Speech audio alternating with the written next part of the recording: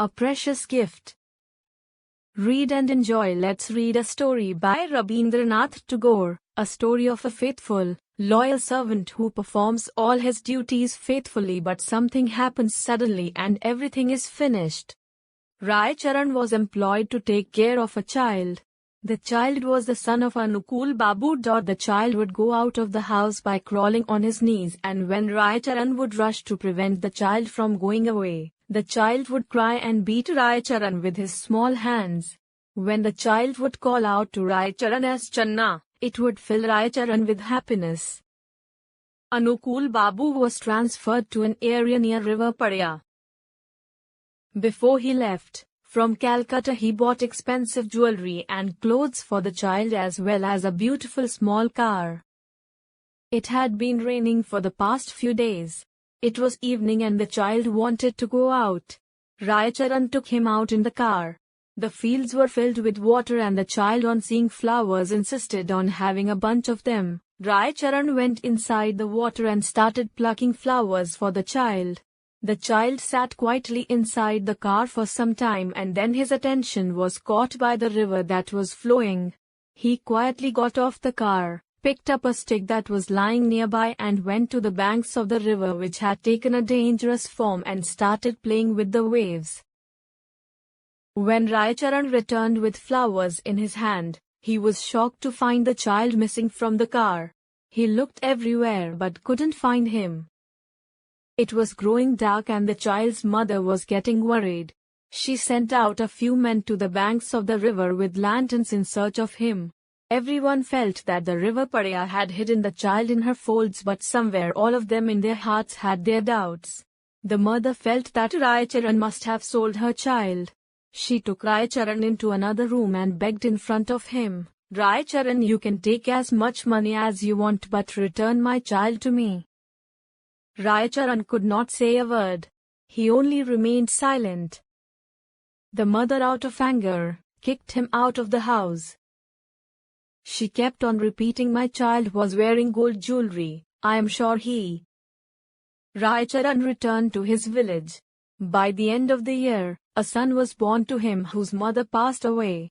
When the child started crawling out of the house, Rai Charan would rush to pick him up and the child would protest and beat his father with his tiny hands. This, for Rai Charan, would bring back memories of his little master who was lost in the waves of River Padya. When the child started speaking, he called Rai Charan Baba and his aunt Mama in a tone which was reminiscent of the way the young master used to call out to Rai Charan. Rai Charan was shocked by this fact and believed that his master had been born in his house in the form of his child. To confirm this, he had three evidences. First of all, after the young master's death, the child was born.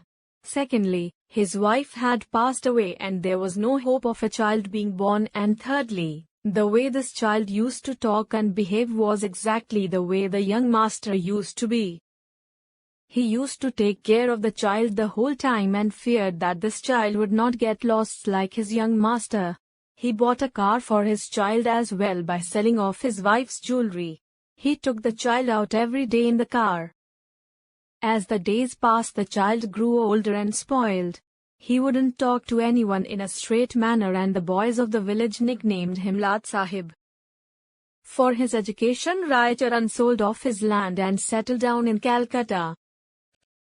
He worked hard to get a job for himself and admitted Phalan in a school. He believed that Phalan would later on grow up to become a judge. Phalan turned 12. He was always found looking at a mirror and taking care of his hair. The students at school would make fun of Rai Charan for being illiterate and Phalan would join in making fun of him as well. Whatever money Rai Charan had got after selling off his land was finishing and his income was very less to meet Phalan's demands. He would regularly fight with his father for pocket money, for his pleasure as well as for buying good clothes. Rai Charan came up with an idea. He left his job, gave the remaining money to Phalan and said, "Phalan, I am going back to the village for an important work and will be back soon." Rai Charan reached the district where Anukul Babu was placed as a judge. He did not have any other children. Anukul Babu had come back from the court.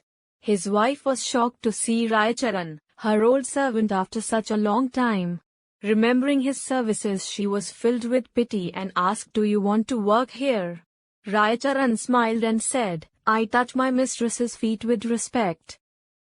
On hearing Raicharan's voice, Anukul Babu came out of his room. Seeing Raicharan, the old wound became fresh. He said to Anukul Babu, "Master, your child was stolen not by River Pariya but by me." Anukul Babu was surprised and said, "What are you saying? My child is alive."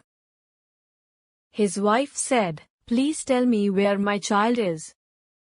Raicharan said, "Don't worry, your child is with me." Anukul Babu's wife begged him to tell where her child was. Raicharan said, "I will bring him to you day after tomorrow."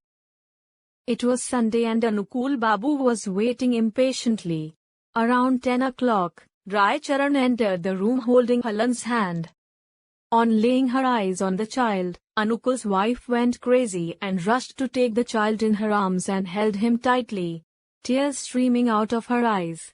Phalan was a beautiful child and was dressed well. Anukul Babu's fatherly feelings got stirred but for some time were replaced by the legal responsibilities, and he asked Raicharan, "What proof do you have that this is my child?" Raicharan said, "How can I answer that, master?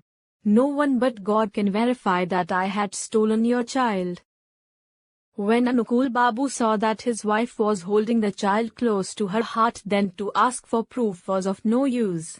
How could he ever find such a beautiful child, and what was the point of lying about it now, and said in a stern voice, "Raicharan, you cannot stay here."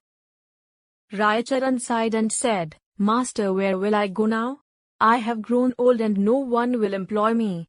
In the name of God, please let me stay here." Anukul Babu's wife said, "Let him stay here. How will he harm us?